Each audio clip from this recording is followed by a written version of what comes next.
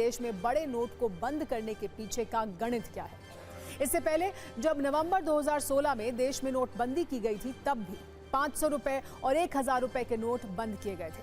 मई 2023 में जब 2000 रुपए के नोट चलन से बाहर किए गए, तो भी इसे भ्रष्टाचार पर बड़ी चोट माना गया और यही नोटबंदी का सबसे बड़ा गणित भी है। इसके अलावा बड़े नोट बंद करने से आरबीआई की प्रिंटिंग का खर्च भी कम हो जाता है, क्योंकि डिजिटल इंडिया की सत्ता मजबूत है। इसीलिए डिजिटल लेन देन को बूस्टर मिलने का भी तर्क दिया जाता है, जो तर्क चंद्रबाबू नायडू ने भी दिया है। लेकिन क्या वाकई ऐसा कुछ हो सकता है? इस पर एक्सपर्ट्स को भी सुनना जरूरी है।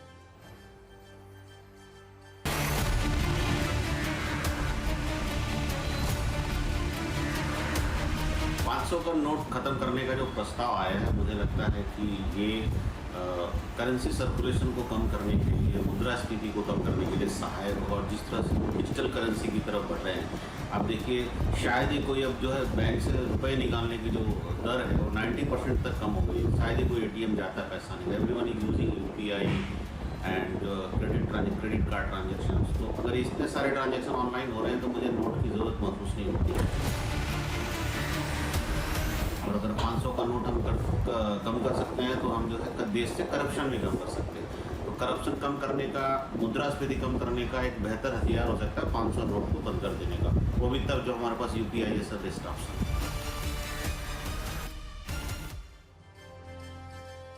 वैसे बाजार में तेजी से बढ़ते 500 रुपए के नकली नोट भी रिजर्व बैंक ऑफ इंडिया की चिंता का विषय जरूर होंगे।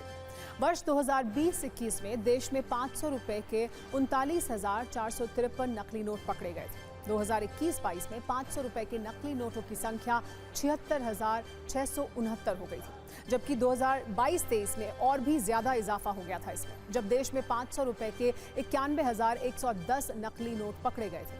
हालांकि 2023 और 24 में इसमें थोड़ी कमी जरूर आई थी, जब 500 रुपए के 85,711 नकली नोट जब्त किए गए थे। यानी नकली नोट भी इस वक्त देश के लिए एक बड़ी समस्या है। लेकिन फिलहाल 500 रुपए के नोट के लिए विमर्श के पीछे चंद्रबाबू नायडू की मांग है, जिनका कहना यह है कि ऐसे बड़े नोट बंद करने का वक्त अब आ गया है।